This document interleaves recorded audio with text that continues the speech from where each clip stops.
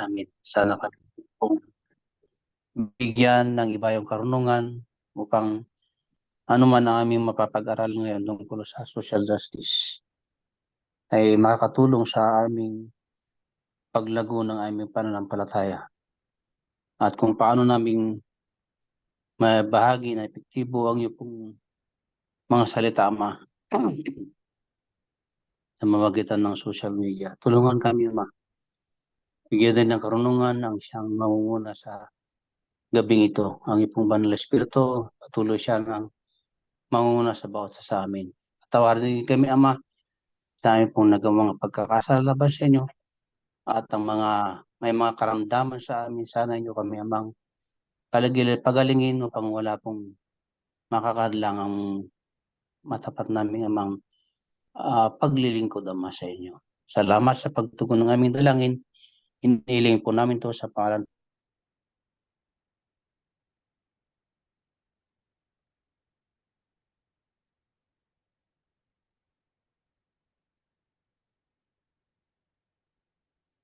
Okay, thank you very much. I'm now going to share my screen. Pa-screenshot po ng nandito ngayon. They will be considered as having 5 points for the bonus. Kasi ngayon lang magti-take effect ng bonus kasi wala tayong magawa, wala tayong signal kanina eh. Ngayon lang nagkaroon ng signal. So, ilang beses akong nag-attempt na pumasok doon sa link, hindi ako makapasok.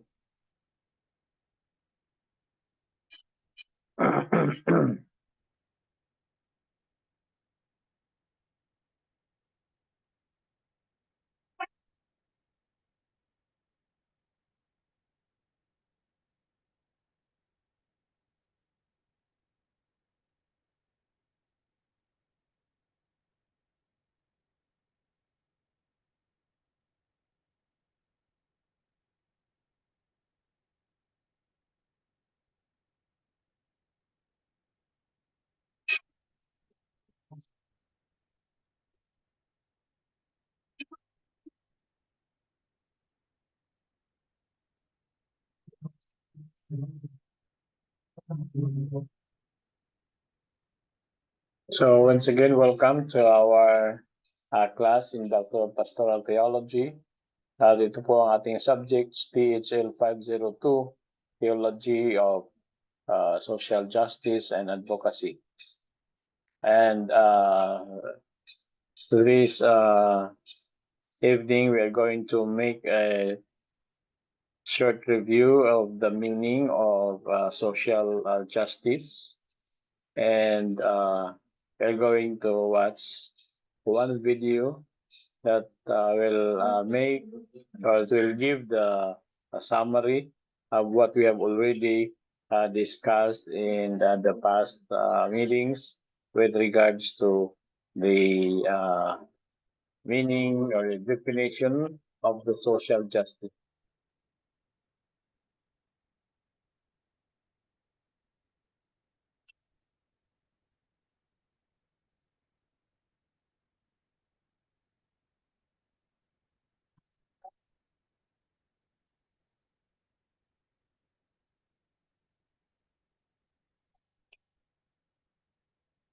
Walang sound.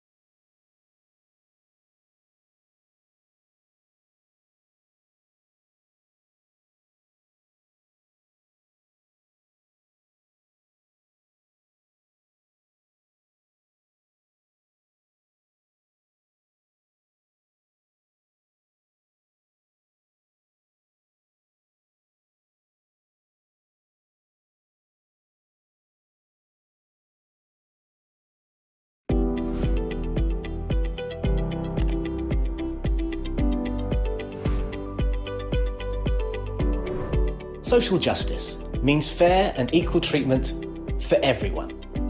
This includes equal access to opportunities, human rights, and the benefits of growth, regardless of ethnicity, gender, religion, age, disability, or socio-economic position.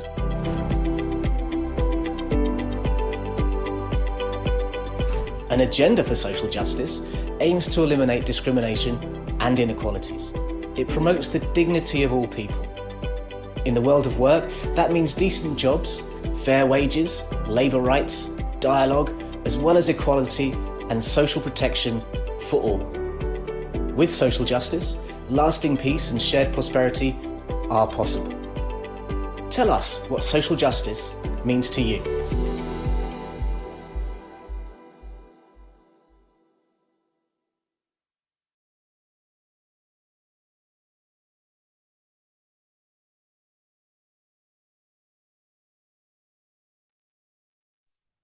Okay, so we have already discussed the meaning of social justice, and this is just a summary of what we have discussed.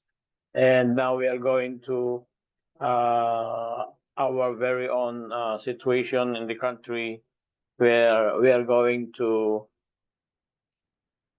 evaluate our situation here in the Philippines. Kaya gusto kong lahat po ay makapag-participate dito po sa ating discussion maya after mapakinggan natin ang video. And after mapakinggan natin itong video, we are going to have this a reaction to the video that we are going to play. So please take note, because if you are not going to take note, your memory may fail you and you cannot be able, or you will not be able to participate very well. So you get your ball pen, or you can just use your notes in your mobile phones or in your cell phones, so that you can be able to participate mamaya sa ating reaction time. Okay? So here is the newest video that describes about the Philippine situation.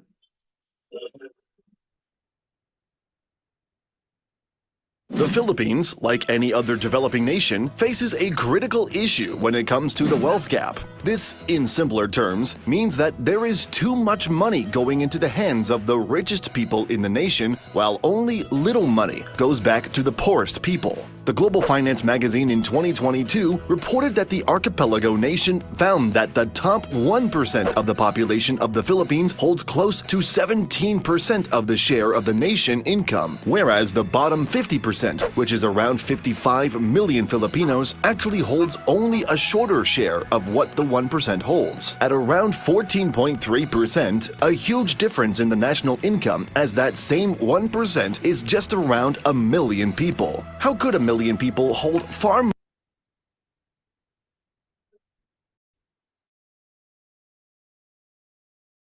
more wealth than over 55 million? This is the inequality issue that is currently plaguing the nation of the Philippines. This has indeed created a vast number of social and political issues, but not limited to it, as it also brings in environmental and education problems, which has likely created a domino effect of burdensome challenges for the government to face. One key issue is, as most likely, the poverty rate, an issue that is very much connected to inequality. After all, they do indeed belong to the bottom 50% of the wealth gap of the nation, to which the poverty rate has increased by a staggering number, especially after the economic crisis over the past years, to 23.7%, which means that there are 26 million Filipinos who are living in poverty today, higher than the poverty rate in 2018, yet this comes as a huge blow, not only because poverty incidence has increased recently, but also because there is a lack of wealth governing across the Philippines. Comparing the nation's economy economy of today, which stands at a GDP of close to $394 billion and to 2018's GDP, where it had only $346 billion, it should more than likely come to the thoughts of leaders that the Philippines' economy grew rapidly, yet we have seen a decline of poverty incidents. This, as we like to call it, is largely due to the inequality and perplexity of the nation of the Philippines. There really is a huge amount of money going into the pockets of the richest people, yet seemingly a small amount goes back to the bottom population. To further elaborate on how big this income inequality really is, we must take a look at the billionaires of the nation of the Philippines. According to a Forbes report in 2021, there is a huge number of Filipino billionaires on the list, with 22 billionaires as of that year, which the list goes on to have 50 total rich billionaires who have a net worth of over $200 million or more. There is a huge relation between how many billionaires a country has and its poverty rate. After all, if they do not provide enough incentive to their employees, it is more likely that the remaining income earned goes to their very own name. But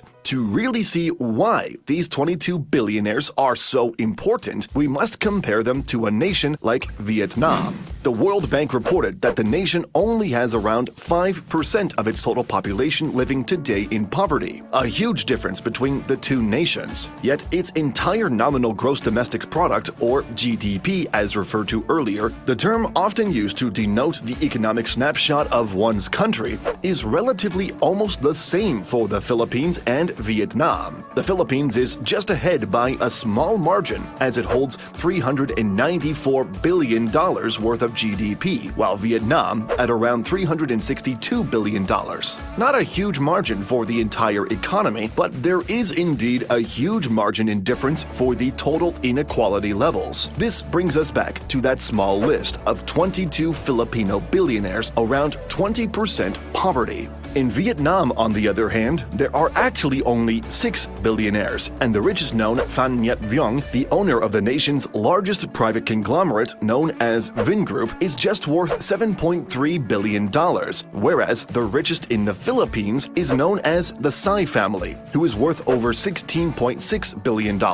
Should the Philippines, however, learn how to divide this wealth, either by many means such as increasing wage salary or leaning over to higher taxes on wealthier individuals versus lower income individuals, is another conversation that needs to be addressed. Sure, it is possible to do all these, it more than likely will probably happen in the future, but when it in fact does happen, it might be quite too late. After all, some Filipino magnates have been found to have offshore wealth funds, whereas some were linked to the notorious Panama Papers, where they found that millions of rich people around the world, including Filipinos, have been using tax havens by opening offshore accounts, while legal, still ethically questionable. Should the government hike taxes on these people, there are going to be a lot of implications from then on. That is, however, still an opinion, as we may really not know what the motives of these billionaires want with their money. Moving on, the wealth gap between the richest and the bottom, as provided by various data, is not even the only key topic to understand. This data calculated, in fact, brings the entire population of the Philippines. But this data provisioned by international studies do not take a look at the economy of each region in the Philippines. Yes, we have a big inequality, but more so is the fact that there is even only one region in the Philippines that has engineered this entire thing. What is it? It's the gross domestic product of each region. By that we mean the national capital region known as Metro Manila. Metro Manila, unfortunately, as it is the economic engine of the Philippines, while that may indeed possess several upsides, it has still brought in these periods of inequality issues. We took public data from the Philippine Statistics Authority and found that in 2021, Metro Manila will hold a nominal GDP of over $110 million, or around 6.1 trillion pesos, as currencies have now been fluctuating as of late. This means that Metro Manila alone, the regional economic driver, a very tiny part of the geographical landscape of the Philippines, holds 32.3% of the entire nation's economy. So how does Metro Manila truly incinerate the entire inequality issue? Well, as simple as it is, because this region alone accounts for a huge sum of the entire economy, everybody and more of the government spending goes into this region, making only one side of the population richer. If we even take a look at the GDP per capita data, which is a measure of how much economic output per person holds, Metro Manila has around $8,000 or 440,000 pesos in GDP per capita. This if we compared it to other big regions, such as Central Luzon or Central Visayas, who both has only a per capita of around $3,000, far from Metro Manila. Yet the two regions are very close to one another's population. This has then brought in more problems and issues that go along with it, such as provinces living individuals flocking to the capital to seek better opportunities, which further brought in more issues such as congestion and squatting. Had the government, on the other hand, initiated a more fluid economy that does not aim at just one region, it is more than likely that we think the nation of the Philippines will have a better relative ratio of inequality. Finally, we of course did not include several more key data points that have been underlying reasons why there is a huge inequality issue in the Philippines. Other complex issues are related to brain drain, educational reforms, a lack of foreign demand, and investments, and so on. So far, however, we have done our best to provide you with the concerning issues that are the largest drivers of this generation's problems. To fix this, however, as we always think it is, will be rather difficult. First of all, we denoted that if the government's initiative was to bring equality, they would have to go through a huge hurdle, such as fixing income gaps with the entire population and then presumably changing tax rates. But these all come with numerous consequences, and more than likely, the government will be careful if these things could in fact impact the economy negatively if they pursue the wrong strategies. If the country, on the other hand, does become one day miraculously successful in finding a more even and equal nation, then it is to our best belief that the economic engine will grow far more, as issues that lead to this inequality would more than likely go down. After all, they too are at large when it comes to burdening the people. Anyway, what do you think?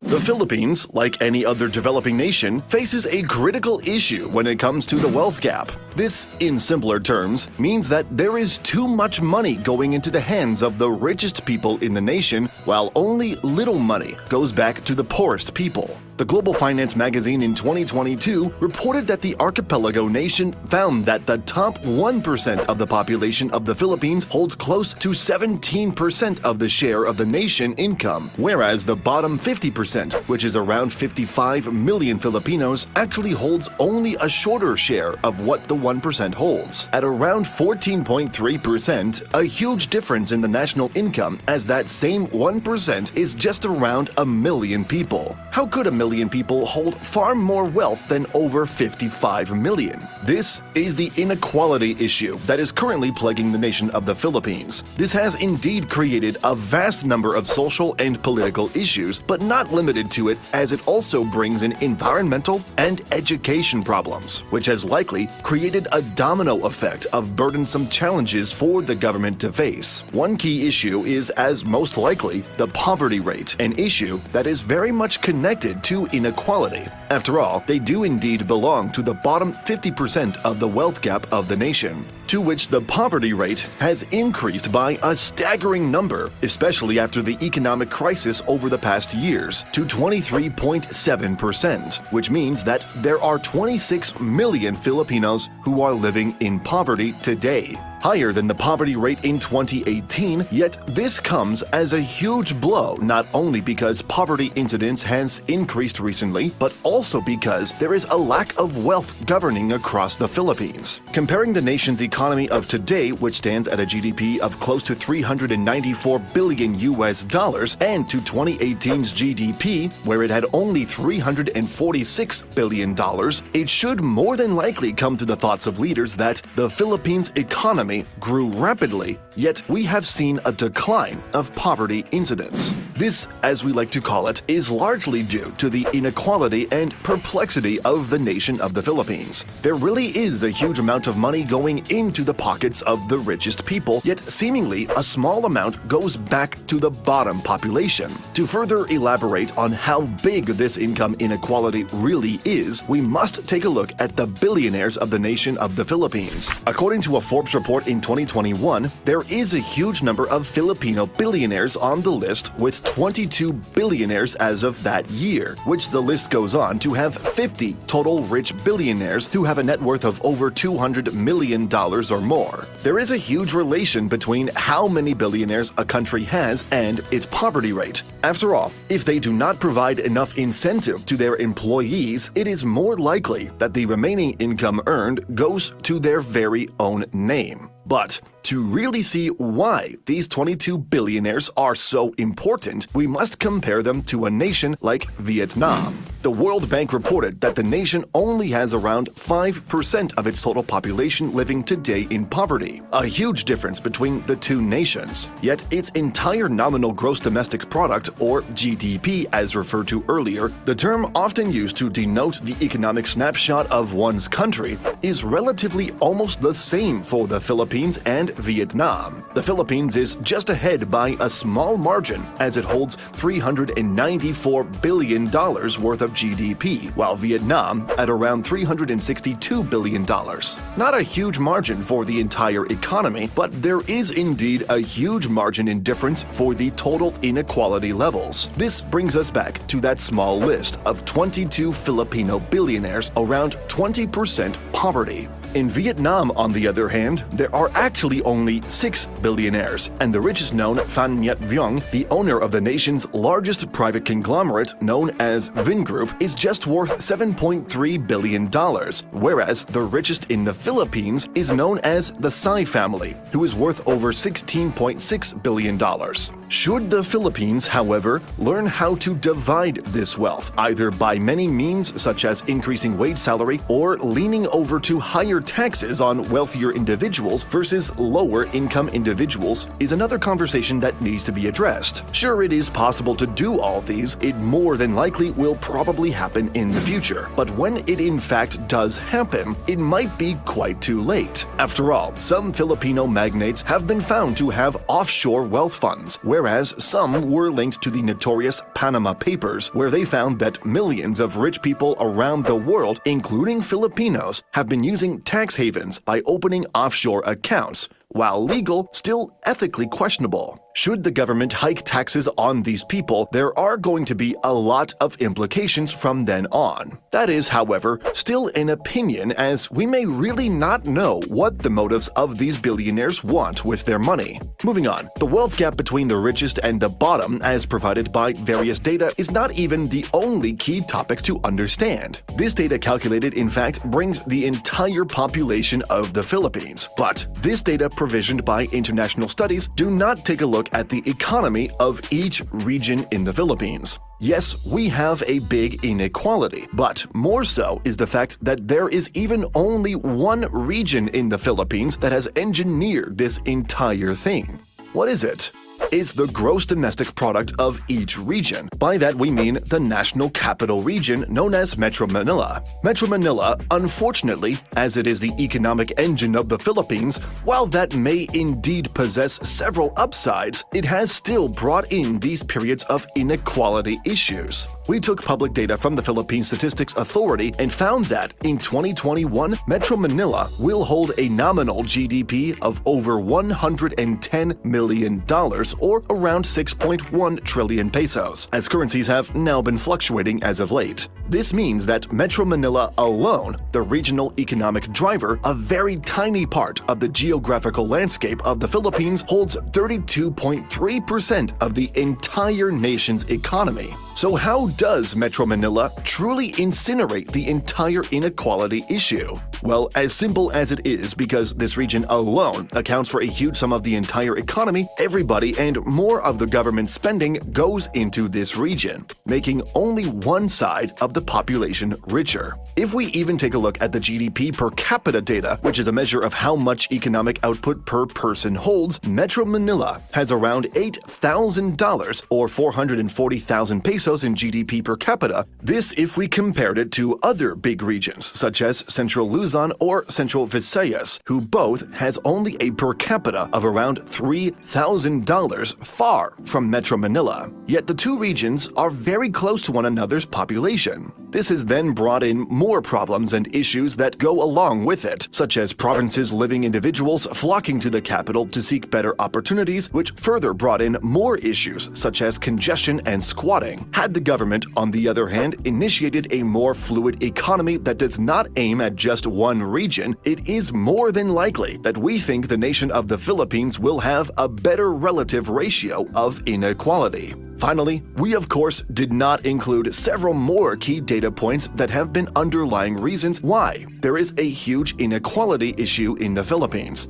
Other complex issues are related to brain drain, educational reforms, a lack of foreign demand, and investments, and so on. So far, however, we have done our best to provide you with the concerning issues that are the largest drivers of this generation's problems. To fix this, however, as we always think it is, will be rather difficult. First of all, we denoted that if the government's initiative was to bring equality, they would have to go through a huge hurdle, such as fixing income gaps with the entire population and then presumably changing tax rates. But these all come with numerous consequences, and more than likely, the government will be careful if these things could in fact impact the economy negatively if they pursue the wrong strategies. If the country, on the other hand, does become one day miraculously successful in finding a more even and equal nation, then it is to our best belief that the economic engine will grow far more, as issues that lead to this inequality would more than likely go down. After all, they too are at large when it comes to burdening the people. Anyway, what do you think?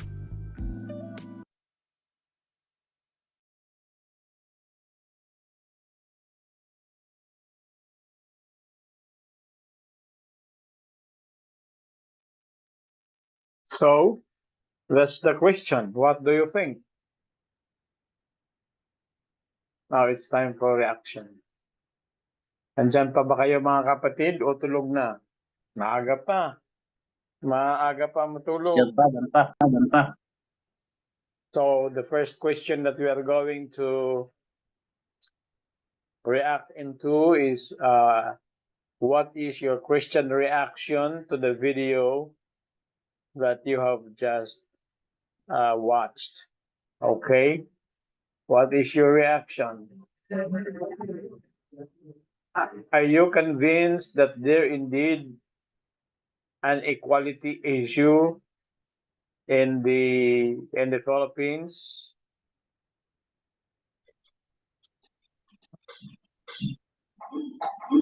Tanungin natin si Brother Daniel. Brother Daniel, are you convinced that there is an inequality issue in the Philippines? Okay, let's ask. Dahil sa yung mga may kaya, sila lang yung may mga may pera na ga-invest pa ng marami para sila yumaman lalo. Hindi naman lang ipinishare to sa mga mahirap kahit wala naman pakialam ang government. Paano makakasunod yung mahirap? Lalong kawawa. Kaya yung may mga pera, nag-i-invest, lalo silang yumayaman. Kaya yun ang ano eh. Pag mapera ka, dapat i-invest mo ng tama. Kasi kung wala kang pera, hindi ka maka-invest. Hindi ka pagparami ng pera. Hindi ka naman basta papautangin. Kailangan mo ng mga collateral, ang dami mga requirements.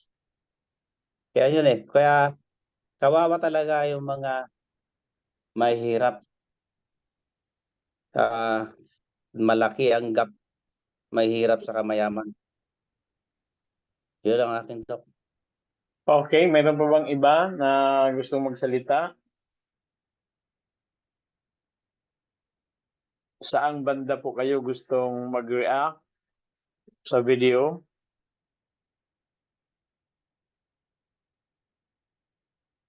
At least there are, I think, 7 points na pwede po kayong mag-react with regards to what the video has presented. Ako, Doc, Sige, go ahead. doon sa ano po, doon sa nabanggit ng reporter, yung tinatawag niyang para makaahon or maka-recover, pataasan ba ng salary yung mga mahihirap, yung mga manggagawa, o di kaya taasan ng buwis yung mga mayayaman. So, kahit para sa akin, kahit pa itaas nila yung salary or sahod ng mga manggagawa, magiging as is pa rin. Bakit? Walang mangyayari, di ba? Sa mga nakaraang mga taon, mga siguro 10 years, nung nagsimula silang nagtaasan ng salary, lalo na sa mga syudad. So anong nangyari, naging level pa rin yung ganito kasi nangyari, pinataasan nila ng salary, pero yung ibinigay ng mga mayayaman na salary ay doon pa rin nila kinukuha kasi nag-increase din sila ng kanilang mga services, at the same time yung mga products nila. So nagiging as is pa rin ang nangyari. At kung taasan naman din ang taxes ng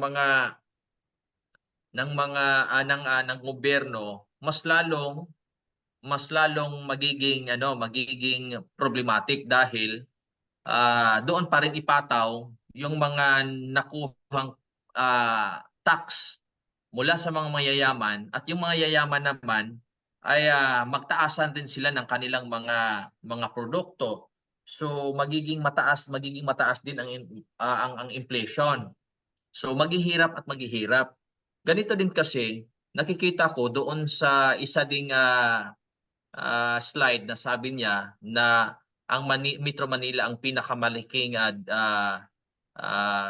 anong tawag dito? Malaki ang GDP kasi nga siya ang parang sentro ng negosyo o sentro talaga ng kalakalan dito sa Pilipinas. Dahil nga rin nakikita ko may problema din kasi doon sa dito sa gobyerno natin. Bakit? Ganito kasi may mga inequality din sa allocation ng budget para po sa mga tinatawag na budget para sa tinatawag na development budget, at lalo na sa mga malalaking siyudad. Dito nga nag-search ako dito, yun din talaga ang problema kasi doon sa House of Representatives ay kung magbigay sila ng allocation na budget para magbigay contribution para lalago ang isang syudad or isang lugar or yung congressional district, ay kung malapit ka sa speaker ay malaki ang budget mo. At kung hindi ka naman malapit, kontrapartido ka, pwede ka pang bigyan ng piso. So ngayon, papaano ito makapagbigay contribution doon sa paglago ng ekonomiya sa distrito kung ang budget mo naman ay wala kang pundo dahil hindi ka pinunduhan? Dahil ang pundo, nagbabase talaga yan sa tinatawag na political influence. At meron din, may factor din dahil sa population size. Yun din ang nakikita. Pero kung lahat, wala lang sanang inequality doon sa walang anong tawag dito, yung ano bang tawag dito? Paano ko ba ma-express? kung wala lang sanang pabor-pabor sa ano natin sa institution natin or sa mga sa gobyerno natin, ay sana hindi lang ang Manila ang magiging sentro ng ekonomiya. Magiging lahat. Kasi kung parang bahay lang kasi yan, pag ang bahay mo ay isa lang ang haligi, so kung papaano kung kakainin siya ng anay, so mabubuwal o masisira agad ang bahay mo. Pero kung marami ang bahay mo, maraming haligi, no? Kahit masisira yung isang haligi dahil puro solid yung mga inilagay mong haligi sa bahay, ay matagal yan masira. Pero ang nangyari kasi dito sa Pilipinas, kung saan yung pinakamalaking syudad, example sa Manila, Metro Manila, sila ang pinakamalaking, sabi niya kanina 34, magkano ba yun sa GDP? Siya yung pinakamalaki at susunod yung 50% na ang gap. Dahil nga rin sa budget allocation din sa gobyerno, mas malaki din sa Manila talaga. Kasi doon sila nagfo-focus. So ngayon, yung mga congressman na nasa ibang distrito na kalaban kalaban ng speaker, sa mangyayari, hindi na siya anong tawag dito, hindi na makasuporta or makasustain doon sa kanilang kinakailangan sa distrito. Kaya doon nagsisimula. Kaya nga, sabi dito, sa ano ko dito, na ang sabi ng may tinatawag na ano ba? Okay. Yun nga. Yun na yung sabi ko na kung hindi ka malapit sa puso ng nagbigay ng budget, ay kawawa ka. So yung nirepresentahan mong distrito ay hindi talaga yung maaahon doon sa kanilang status. So kung ginawa lang sana ng mga politician natin na lahat ng mga distrito, Luzon, Visayas, Mindanao, magkapareho sila ng budget, kahit pa ano pang stand ng political kung saan ka naman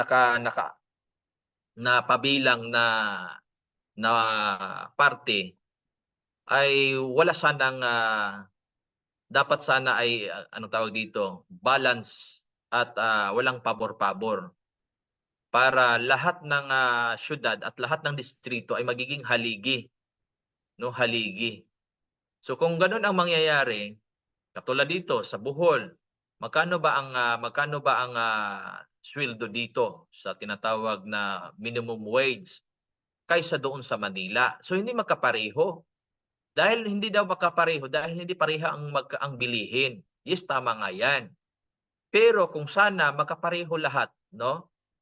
Walang pabor-pabor doon sa budget, magkapareho sila lahat, kahit ano ka pa mga distrito, maaahon lahat. So dapat ang Pilipinas ay kung mag-implement ng salary increase or di kaya minimum wage, dapat kung ano man ang minimum wage sa Manila, magkapareho din doon sa Mindanao. Kasi iisa lang ang Pilipinas eh. Pero ang nangyayari kasi, yan nga ang report kanina, na ang focus ng development, no, doon lang talaga sa Manila, no, dahil doon nakafocus yung gobyerno, may mga development man sa ibang mga distrito dito sa Visayas at sa Mindanao, pero hindi gaano ka talaga pareho sa Manila ang focus nila. Kasi ang mindset nila, gagawin nating imbakan ang Manila kaysa dyan sa Visayas and Mindanao. So yun ang nangyayari. So kung magkapareho lang sana, parang bahay, na ang puro mga, anong tawag dito, yung mga haligi niya ay sulit talaga. So kahit may magkaproblema na distrito, ay hindi maapektuhan talaga ang buong Pilipinas dahil pareho sila, no, pareho sila, equal sila ng budget. Magkapareho sila. Yung kaya may makikita na tayo, yun ang nagkaresulta na ang mga tao may mga nag-aabuso na yung mga mayayaman, no? Yung mga trabahante nila ay o sa kwan pa Bisaya gikawata nila, no? Yan nga ang sabi kanina, ano pang gagawin sa mga bilyonaryo sa kanilang mga pera, no? Nag-imbak sila ng pera. Hindi sila nagtitingin sa mga ah, sitwasyon ng kanilang mga tauhan. So mas lalo silang yumayaman. Kasi nga din ang ating corruption dito, ang ating corruption ay nasa tinatawag na systemic corruption. Bakit ba nagiging systemic corruption? Kasi naka-built-in na ang sistema ng corruption sa batas ng Pilipinas. Katulad nung inilahad ng mga political analyst na sa House sa House of Representatives at doon sa Senado, no? Pwede silang mag-declare or kukuha ng budget at ang kanilang liquidation ay pwedeng isang papilang. Example, kung maghingi ng half billion, no? At binigyan siya dahil malapit siya sa matataas na mga leader. Ngayon na-approve. So isang papel lang pala yan, no? Isang signature lang.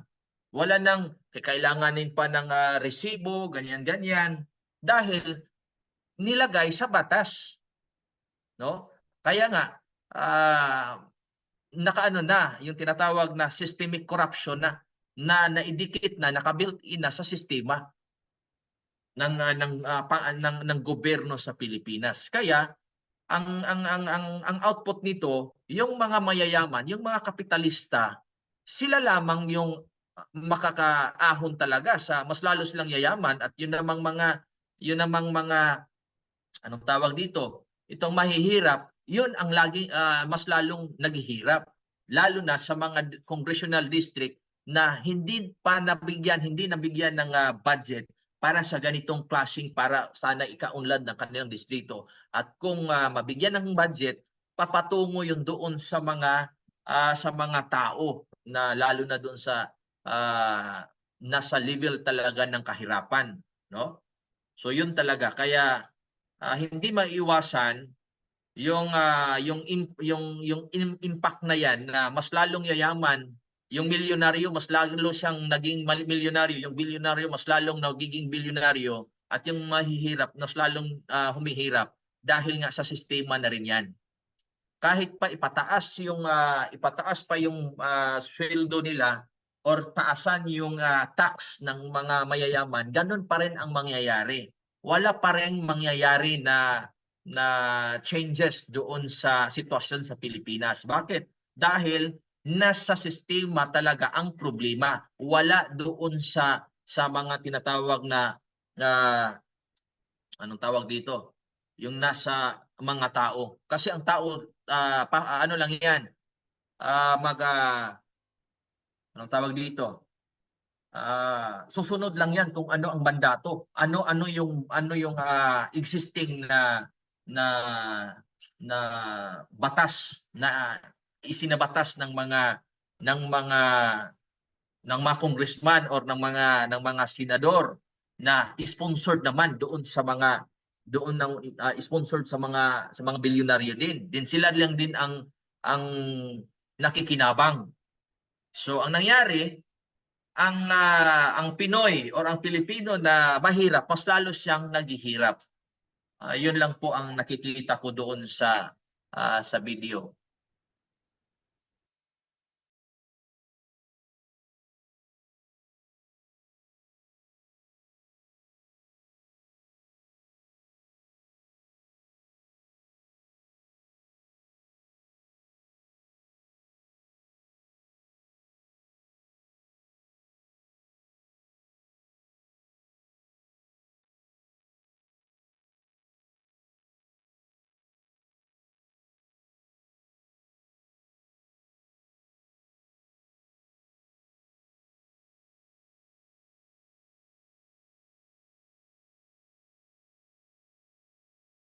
Microphone ko.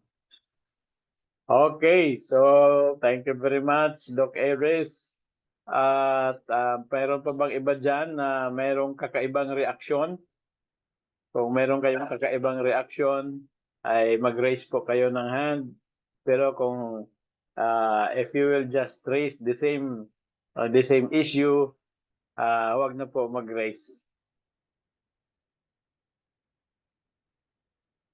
In other words, parang dalawa lang yung nakikita mga kapatid. You still have the same lang po kay Doc Aries. O mayroong kakaiba? Doc, good evening. Okay, go ahead. Yung video kanina discusses about wealth gap. Yung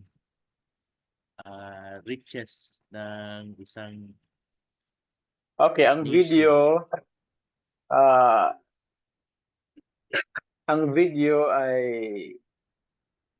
kung bibigyan natin ng ng isang salita lang ang emphasis ng video, yun po ay inequality. Simula sa pasimula hanggang sa dulo, ang nire-raise niya na issue is inequality. Okay, sige, tuloy po. Sir Jerry. Okay. Yun nga ang gusto ko i-raise, yung wealth gap, meaning there is an inequality in distribution of resources. Ang tanong dito, what is your Christian reaction on the video you have just watched? Ang nakikita ko is the same problem that the Bible wants to emphasize. Mababasa natin sa mga Proverbs. There is an equal distribution of wealth in the time of Israel. Kaya nga may mga sinasabi na kailangang mayroong tinatawag na caring of the oppressed and the marginalized. And even the time of Jesus, in the parable of the Good Samaritan, makikita natin na because of the unequal distribution of wealth, may mga robbers, at pag may mga problems na moral, may mga biktima, and karamihan sa biktima yung mga mahihirap din, no? Mahihirap din. So I think there is walang kaibahan sa problema natin ngayon kung i-compare sa biblical times. Ganon din pala ang problem. Only that if we look it in a Christian way, pwedeng mag-advocate ang Christian na kailangan may economic policies talaga na ma-reduce yung wealth inequality. Isa na yan is yung tinatawag nilang progressive taxation. Then yung mga mapera, kailangan mag-establish ng mga welfare programs. I-share naman nila yung wealth nila sa iba. At ang pinakamaganda rito is if you are the employer, you should exercise fair labor practices. Hindi na ang malaking ginansya sa iyo, tapos yung kakaunti lang paghati-hatian ng mga employees. Pero ganoon talaga, no? Pag walang Diyos sa buhay, parang ang gusto kunin na lang lahat kung maaari. Hindi na matira yung sa iba. Yun ang na-observe ko, Doc, that even before, during biblical times, until now, especially in our country, there is wealth inequality. Kailangan ma-address yung poverty through promoting economic justice para may magandang buhay naman kahit mahihirap. Thank you po. Okay, thank you all very much for that observation. Mayroon pa bang gusto mag-raise ng nakita nila doon sa video? Kung wala na, Doc. Ako. okay, go ahead. Basta po ang nakita ko doon sa video, meron pong 22 billionaires dito sa Pilipinas na mas mataas po yung bilang ng billionaires dito when it comes to sa Vietnam po. Dahil doon ay ano nga ba? Gusto po mas mataas yun sa Pilipinas. So, ibig sabihin, marami pa rin pong mas mayaman dito in spite na ganun po, mas malaki yung gap ng mga mayayaman over sa dun sa mahihirap. Meron pa rin ika nga po, kahit sa kahirapan, meron pa rin nag-raise na dahil sa pagsisikap po siguro, ganun, na-reach pa rin nila yung ganun estado sa buhay na maging dito sa Pilipinas, nagkaroon pa ng 22 billionaires in spite na ganun ang gap ng between yung sa mayaman at mahirap, na yung mayaman will become richer and richer and the poor become poorer and poorer. Pero ganun pa man, nag-a-aspire pa rin ng mga Pilipino na tumaas po ang antas ng kanilang pamuhay dahil po sa naging 22 billionaires pa rin ang ano dito sa Pilipinas. Ganun po. Kahit po may inequality may social injustice. Yun naman po. Okay. Mayroon akong narinig na isa pa. Sino yon?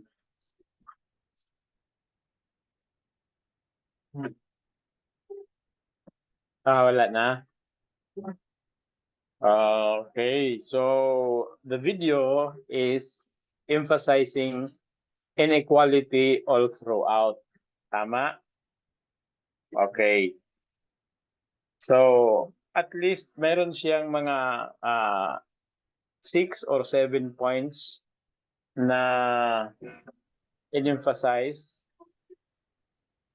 Nagpasimula siya sa tinatawag pag-establish between the gap between the rich and the poor.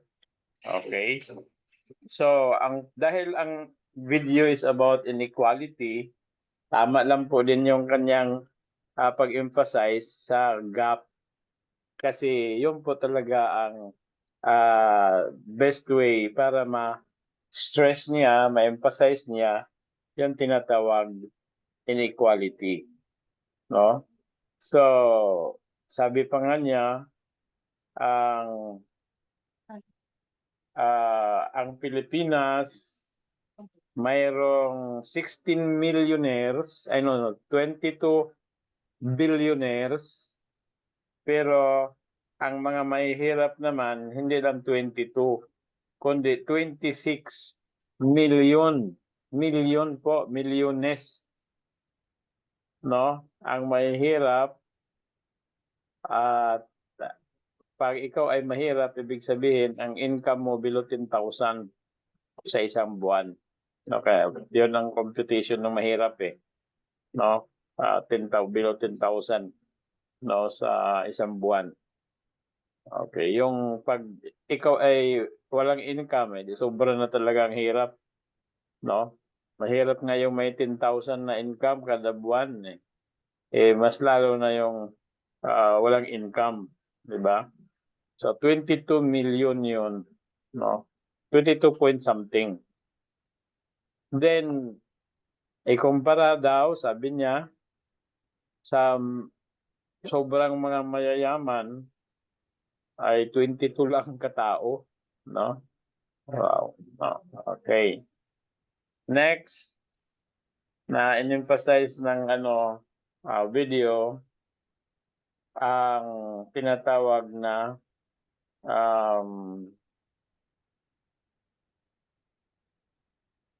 it's no longer about the gap, pero nag-mention siya ng offshore accounts. Offshore accounts. Tama ba? Na ang mga mayayaman, mga billionaire, Ang kanilang mga pera wala dito sa Pilipinas. Nandoon sa ibang mga lugar. So, isa din yan na emphasize niya. Kung bakit hindi siya nagbigay ng hindi ginawa niya lang niyang palaisipan. Kung bakit sa labas inilalagay ang pera nila. Siguro dito sa Pilipinas, natatakot na mas lalong kumita ang gobyerno sa pamamagitan ng tax ang kanilang pera kung nandito. Another point na nabanggit niya is education, etc. So, in short mga kapatid, the issue na inire-raise niya is inequality. Inequality. Kaya ang tanong natin dyan, is inequality a social justice issue? Yan ang tanong. No? Because he is raising a particular gap or is raising a particular inequality based on the gap between the rich and the poor. But the question is inequality a social justice issue? Ano sa palagay niyo mga kapatid? Diyan po tayo mag-usap. Kung kumbinsido ba kayo na iyon po ay social justice issue? Now, I would like you to draw the line, draw the line, no? It may be a social issue. Okay, social issue, or it may be a social justice issue. Ang question natin dito is not whether it is a social issue. Kasi when we say social issue po talaga yan. Kasi anything that affects the society negatively is a social issue. Kaya ang itinatanong natin is not about whether it is a social issue. But the question is whether it is a social justice issue. Okay, react. Ako po, Doc. Sige. Sino po yan? Joven, Doc. Okay, Sir Joven. It is a social injustice issue. Okay. I will I-defend mo yan. justify it by using the data exposed by the reporter in the video. If we look at the gross domestic product per capita per region, we will notice the disparity between the National Capital Region against the other regions in the country. If we compare NCR against the next 4 regions, there is an average difference in GDP per capita of more or less 200,000.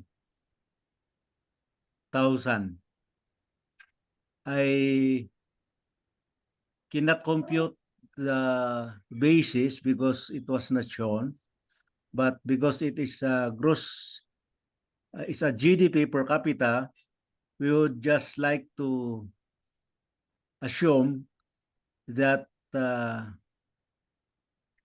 The difference is due to the average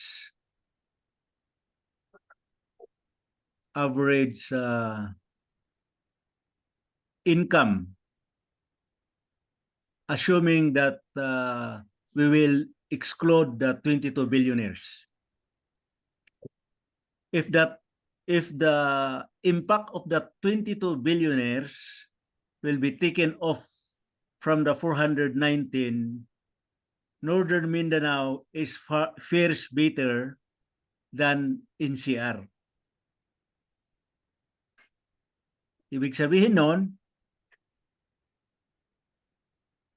maliban doon sa 22 na billionaires na I believe most of them resides or are residents of the NCR, tatanggalin mo yung pira nila sa computation, makikita mo mas mataas ang susunod na apat: Davao, Cordillera, Calabarzon at saka Central Luzon. Ano ang ibig kong sabihin dito na may social injustice? Dahil walang program o kung meron man, hindi siguro effective ang ating government na ini-implement para ma-asistaran or so that the population, the greater number of population will be afforded the opportunity to earn or to run business that will improve their gross domestic product. Yung personal po, that will contribute to the regional amount. So yun ang nagsasabi na social injustice kasi wala tayong, ewan ko kung meron kayo nakita, ako wala akong nakita na ilatag ang government. I always consult the NIDA I always consult the NIDA on this. Meron silang program pero hindi naman to look into the welfare of the people when regards to the source of income. Meron silang program, tignan mo yung parang hindi naman yun ang tinitignan nila. So it is a social injustice. Inequality is a social injustice in the Philippines right now. Okay. So, sino pang gustong mag-share? Maganda yung talakayan natin mga kapatid, no? So, kay Prof. Joven ay talaga nga pong mayroon. So, kung titingnan natin, disparity pa rin, no? Yung gap pa rin ang pinopoint out, no? Kumbaga, inequality pa rin. Okay. Meron bang ibang pananaw, mga kapatid? Para maging mas lalong sumarap yung discussion natin. No? Good day po, Doc. Kasi parang para medyo sumarap yung ating discussion, bigyan ko na lang kayo ng kwento muna. Ano lang naman ito, analogy. Para pampasarap lang. Okay. Mayroong isang financial expert nagsabi, no, na ipunin ang lahat ng kayamanan sa buong Pilipinas. Lahat, yung kayamanan ng yung yaman ng mga yung 22 billionaires, no, ipunin lahat na ng 40% na natitira, ipunin din 100%. I-divide sa lahat ng mga Pilipino ng equal po. No, equal. In 1 year's time, yung mga may hirap na nakatanggap ng equal share ay mahirap pa rin. At yung mayaman na mayroon silang equal share ay yumaman pa rin. Okay?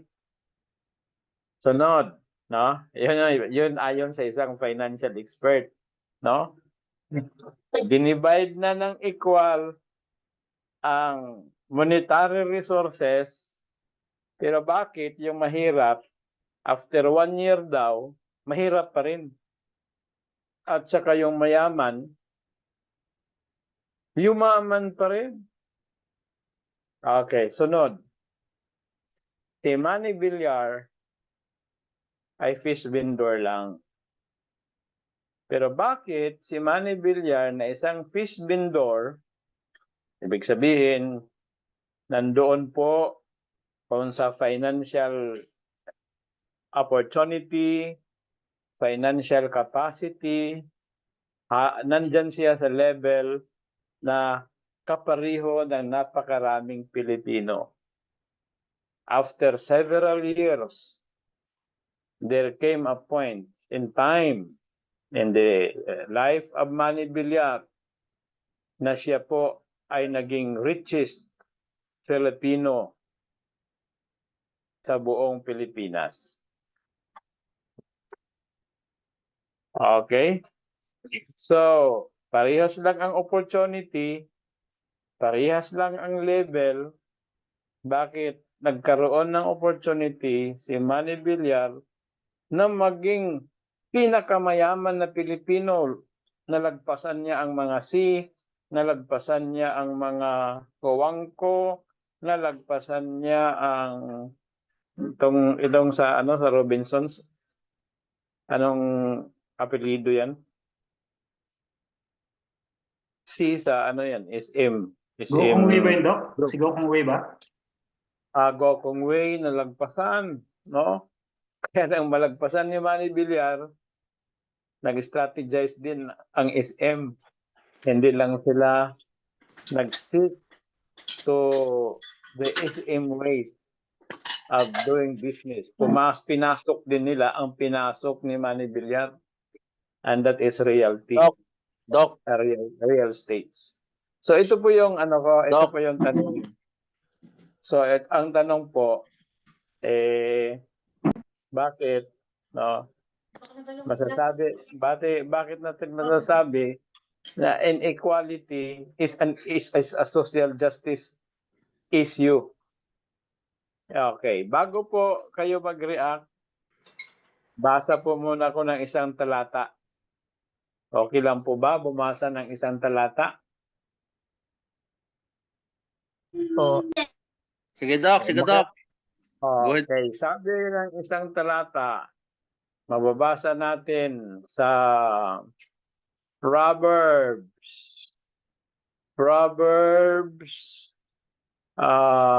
Saan ba to? Proverbs. Okay, Proverbs 10:4. Okay, Proverbs 10:4. Lazy hands make for poverty, but diligent hands bring much wealth. Tagalog, ang tamad talagang maghihirap, pero siyang may sipag at tiyaga, yayaman. Okay, another. Proverbs 6:6-8. Go to the ant, you sluggard. Consider its ways and be wise. It has no commander, no overseer or ruler, yet it stores its provisions in summer and gathers its food at harvest. Okay, so the plans of the diligent lead surely to abundance, but everyone who is hasty, mahirap magbasa, no? Parang read to. Who is hasty comes only to poverty. A little deep, a little slumber, a little folding of the hands. Lalo na yung mga naghihinguto-hinguto lang dyan sa dyan sa hagdanan. Oo. At lagi nag-inom-inuman lang sa kanto. Mahirap na nga, inom-inuman pa. So, a little folding of the hands to rest. Then, poverty will come on you like a thief, and scarcity like an armed man. So, I would like you to react whether inequality is a social injustice. I mean, a social justice, or it is just a social issue. Okay, may mga narinig ako kanina. Sige, ituloy nyo na. Ituloy nyo. Doc, hindi mag-crack po. Sino yan? Usyas po. Okay. Brother Osing, go ahead. Si Manny Villar po ay wise man. Masikap. Wise na, masikap pa. At ano ba yan isa sa masikap? Maagap. Yan. Masipag. Masipag, maagap, wise. Dahil po siya ay wise, yung mga bakanting lupa na wala akong may-ari ay kinuha. Ginawa ko niyang subdivision, land grabber. Yun po, kaya yumaman siya ng yumaman. Kasi may pera na siya eh. Kaya ganun po nangyari. Kaya yumaman siya ng yumaman. Kasi wise siya eh, wise. Masikap. Masipag. Kaya lalo pong yumaman. Nanampasan niya yung mayayaman na kasi nga marami na subdivision. Marami na pong mga na-invest. Kaya madali lang siya magpagawa ng title sa Register of Deeds kasi nga may pera. Marami ng connection. Marami ng connection. Okay, thank you very much, Brother Osing. Another point na ito na may kwento lang, pero malamang totoo. Kasi marami doon nagtatanong, bakit walang mercury sa SM? Ang kwento daw po niyan, nang si Henry C. ay nagbibinta ng sapatos, pumesto siya sa gilid ng SM, ng mercury drug. Tapos kinick out siya kasi nakakaano ng beauty ng tindahan ng mercury drug. Kasi doon daw nag-display si Henry C. Kaya sa mga malalaking malls ngayon ng SM, walang makapasok na mercury drug. Watson meron, pero mercury wala. Parang tuloy-tuloy ang alitan ng dalawa. So, simula sa mahirap na tagabinta ng sapatos ay umakyat ng ang yaman. So, ano ba talaga ang problema, kuya? Yun ang tanong. Yung kawalan po ba o nandoon sa attitude? Sabi ng expert, the reason, ito lang may analogy lang, the reason daw po, but after 1 year, the poor will become poorer and the rich will become richer. Magiging mayaman pa rin is because pag ang mahirap makahawak ng pera, ang iniisip niya gastos. Kung paano niya gagastusin ang pera, anong bibilhin niya rito, bili dito, bili doon. Ang mayaman naman, pag nakahawak ng pera, ang kanyang iniisip, negosyo. Kaya nga yumaman siya dahil ang iniisip niya negosyo. Kaya kahit dinivide pa ang pera equal, yung pera ng mahirap napunta balik doon sa mayaman. Bakit? Bibili sila ng produkto ng mayaman eh. Kasi nagnegosyo ang mayaman, sila yung tagabili, sila yung consumer. Okay, so ano po ang masasabi niyo doon? Ito ang problema, Dok. Pagka... Kahit nga ako pag meron akong pira ngayon, siguro bibili talaga ako ng ng iPhone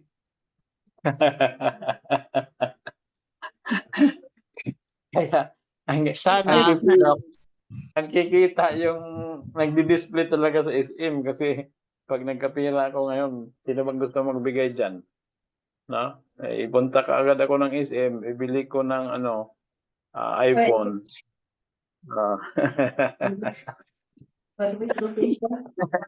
Kaya, Sana tulad tayo ng... Sana parang tulad tayo ng... mahirap, magiging mahirap talaga ako pa rin nito, no? Po kasi Kasi- business-minded ang karaniwan po sa mga Pilipino. Para palagi pong umaasa. Tsaka po pag nagkapera talaga, gusto nga po yung makapagliwaliw, ganun. Tapos, gumastos ng gumastos. Tapos minsan over expenses na nga po. Unlike po sa iba na lalo na po yun nga po mga in-check or yung mga business-minded nga po na mahilig sa negosyo, iniisip nga po nila magpalago ng negosyo nila. Hindi mo na nila iniisip yung gumastos. Iniisip mo, magtipid sila na magtipid. Meron nga po akong nakilala dito sa ng classmate ng aking apo. Sabi daw po nung in-check, yung napangasawa niya po, ito, ipinaghirapan ko to. Dati mahirap lang ako. Kaya, sige po siyang, hindi daw po dahil sa Diyos, kaya niya yun, siya naging yumaman. Kundi dahil sa pagsusumikap niya daw po. Yun po ang sabi. Ang in-check na negosyante, Sir Dory, ang kanyang almusal, logaw. Okay, lugaw lang. Ang kanyang Yeah. hapunan, logaw. Pero yung nagta-tricycle, yung sikad lang, ang kanyang breakfast, adobong baboy, no? Adobong baboy. Tapos yung kanyang lunch, ay talagang no? Meron diferensya, no? Meron kaibahan. Parang, siguro po, matay man sila, masarap talaga makain nila. Kaya kung minsan, iniisip ko rin Sabi ko, bakit anuhin natin yung mga mayayaman? Bakit kung sa Bisaya pa, anong tulisukon man nato ang mga dato? Nga naningkamot man silang madato? Unya, naluoy ta mga sa pobre nga nagurihingotor man po niya sa unahan ba? O nag-inom-inom lang sa kanto. So naman kaya lang man sila yumaman, nag-unfair din sila. Halimbawa po, nagtayo nga ng pabrika, tapos kung swelduhan naman tong mga, nung nagkaroon na siya ng pera nga, syempre, ito na ang time ko. Hindi naman sinuswelduhan ng tama yung mga, hindi po ba, may din sa Bible na pag yung mga, na yan, mga employer na yan, din ng Panginoon, di ba, parurusahan din sila kasi nga unfair naman yung wages nila sa mga mahihirap. So, That's biblical. That's biblical naman po kasi nasa James chapter 5 yan No? Woe unto you who are rich. No? po, tayo kung nakakilala na sa Panginoon. Ang wus doon kasi, no? Ang wus, hindi doon sa kanilang pagsikap na sila yumaman Ang wus doon sa appropriation ng kanilang yaman. 'Di ba? No? Pero Ganito doon kasi, sa Doc. kanilang pagyaman, parang kumbaga sa ingon sila, magbuot ka di ay ako maninggi paningkamutan. No? Ikaw man ka paningkamot. Sa Tagalog, no? Ganito kasi, Doc. Oh, sige. Okay. Ang napapansin ko kasi sa mga sa mahirap at doon sa mga mayayaman, kadalasan sa mga mayayaman ay talagang may kaalaman sila sa financial literacy education. Kasi pinag-aralan talaga nila kung paano nila i-manage yung pera. Dahil accessible sila doon sa education. Pero yung mga mahihirap, wala ang mahirap, ewan ko ngayon, ilan lang sa mga mahihirap, no? Ilan lang doon ang may financial literacy or nakaalam ng financial literacy. Okay. Dahil- Thank you very much, Yes, Doc po. Eris. Okay na po. Alam naman natin yan eh. No? Alam Pwede naman po natin yan. makasabat. Kaya nga po ay yung programa ng Dream for PA ay mag-conduct ng mga financial literacy program, livelihood program, kasi yung ating dream for poverty alleviation. Pero, ganito kasi yung Doc Iris eh. Ikaw, ilang beses ka na nag-emphasize, mga kapatid, mga kalimsiyan, mag-formulate na. Tinuruan na po ng formulation, tinuruan na po ng literacy. Pero sino ang nag-respond? Di ba si Ma'am Ramak lang? At saka hindi naman ito sermon, mga kapatid, no? Hindi ako nagsisermon na, no? I just want to point out the reality, no? Nga, binigyan na ng opportunity, no? Nagkapagaw-pagaw na si Doc Eris sa kalilecture. Ilang nagdala pa siya ng pang-demo sa formulation. Ang tanong, may nag-formulate ba? Ito na naman po ay no hard feelings lang, kapatid. Si Brother Oseas, nakita ko ito, nag-notes talaga ito doon sa graduation natin eh. Habang si Sir Ares lecture, notes si Sir Oseas. Si Sister Dory, suminghot pa doon sa Mentol. No, ang tanong, nasaan na kayo? Suminghot pa ng marijuana. Suminghot na ng rugby. Dok. Saan na kayo ngayon? Di ba? Mag-formulate na naman tayo pagka ngayong June. Dok, bumibilo. Kaya yun ang ko. Tama naman yun, no? Ito talaga, hindi na ito lack of literacy, sobra na nga eh. Yung overschedule na nga si Doc Aris sa kalilecture ng Pauline Physiology para makonvince yung mga estudyante. Pero tingnan natin, yung nag-a-attend ngayon sa Pauline Physiology. So, di ba, pagdating sa practicum, yung iba ay talagang magrereklamo yon, no? Kasi ayaw mag-practicum. Di ba?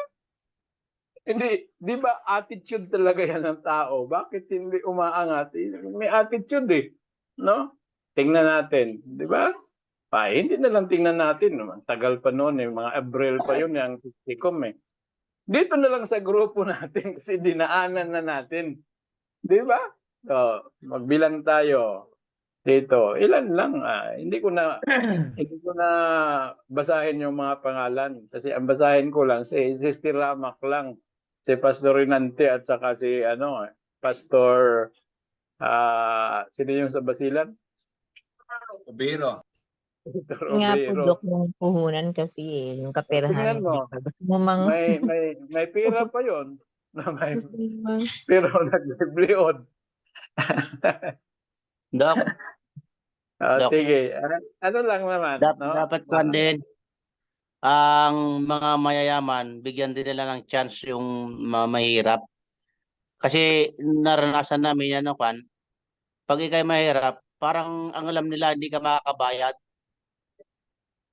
Yun ang kwan nila. Dapat bigyan. Gayang ang yung chick kasi, ang kamag-anak nila, hanggang 3 beses, pwede lang pahiramin. Pag bumagsak ka para sa pangatlo, hindi ka na pwede. Sa ating Pinoy, wala yun eh. sana bigyan ng chance yung mga gustong yung may knowledge about sa pagninegosyo. Kaya mo utang para i-business yan. Kaya lang, Kahit ka mag-anak mo at kapatid mo pa ayaw ko. parang hindi makakabayan, hindi nila bigyan ng chance na makautang, baka makapagnegosyo man lang sana. Kaya po Kaya bigyan din ng chance yung mga Huwag na nating ilayo. Huwag na nating ilayo. Huwag nating ilayo. Ano, Brother Daniel, Brother Tosing. Huwag nating ilayo. Okay. Si Ma'am Ramak, ayun ang example ko talaga eh. Si Ma'am Ramak eh. Ma'am Ramak, kumita ng 30,000 sa journal. Journal lang yan kumita ng 30,000 sa journal. Yung iba sa atin, may journal na, hindi pa binabayaran. Kasi hindi pa binibinta. Or nabinta na, malamang nabinta na, hindi na natin alam. No? Di ba? So, hindi naman ako nagpaparinig, no? Pero parang ganoon na rin 'yun no? Mayroon talaga tayong hindi talaga natin para sa akin hindi talaga ako sa mga mayayaman dahil yumaman sila. Doc, pwede pong Kasi hindi naman inaano ng Panginoon yung mayaman eh. po nila naghirapan. God is not against the rich. What God is against is the hoarding. Hoarding ng pera. No? Yun po ang ayaw. Hindi naman sinabi ng Panginoon na huwag kang yumaman. Sabi nga niya, ano yung sa Matthew 6:19 and 20? Ano ba yun?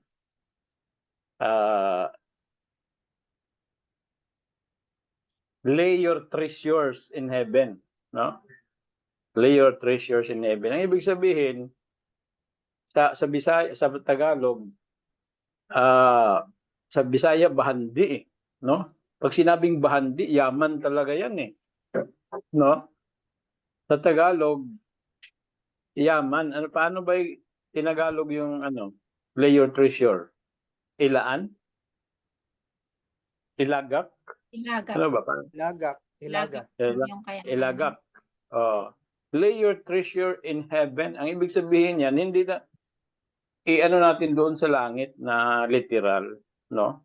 Ibig sabihin, we'll use our treasure in order to build the community, to help the poor, and thereby we will be laying the real treasure up in heaven. No? Ang tanong ngayon, paano ka makalay ng treasure? Wala kang treasure. Di ba? Hindi ikaw. Ako din. Kasama ako dyan No? How can we lay the treasure? Kaya nga, nag-iisip tayo kung paano tayo makapag-raise ng funds, no? And praise the Lord, mayroon na tayong ideya para kumita na yung leads, no?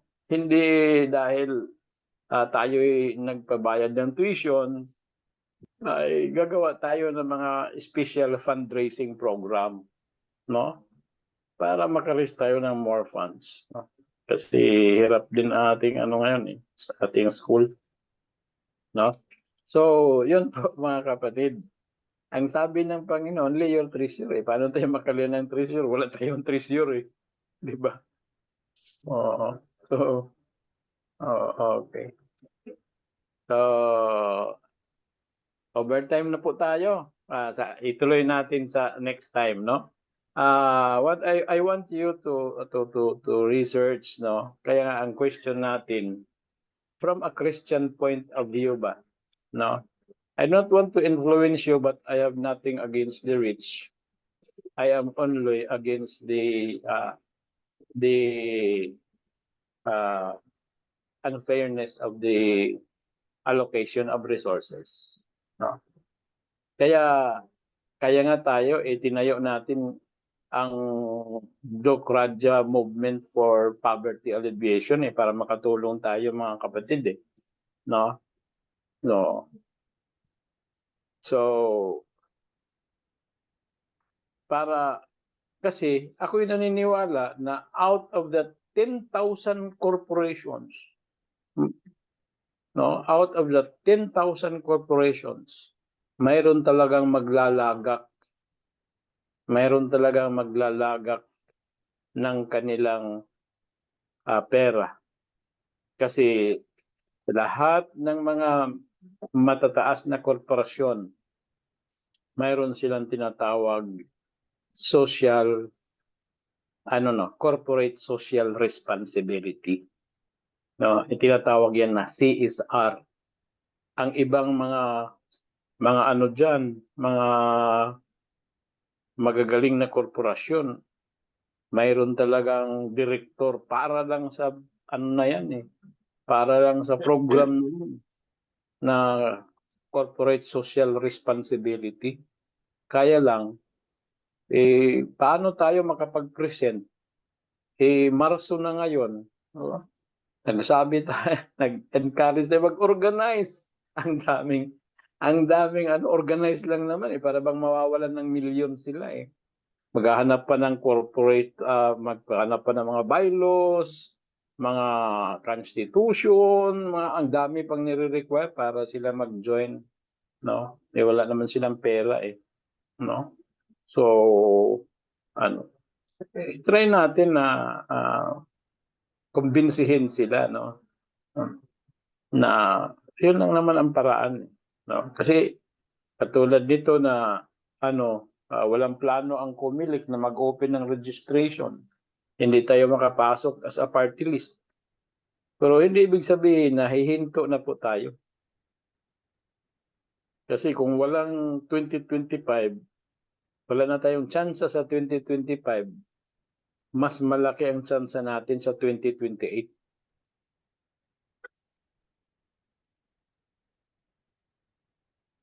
So, hanggang dyan lang po muna tayo mga kapatid. Let's have a break for 2 to 3 minutes for personal necessities. Then, we go back to hear the report of Ma'am Manilyn Paulino, who is the scheduled reporter sa gabing ito for our Old Testament survey.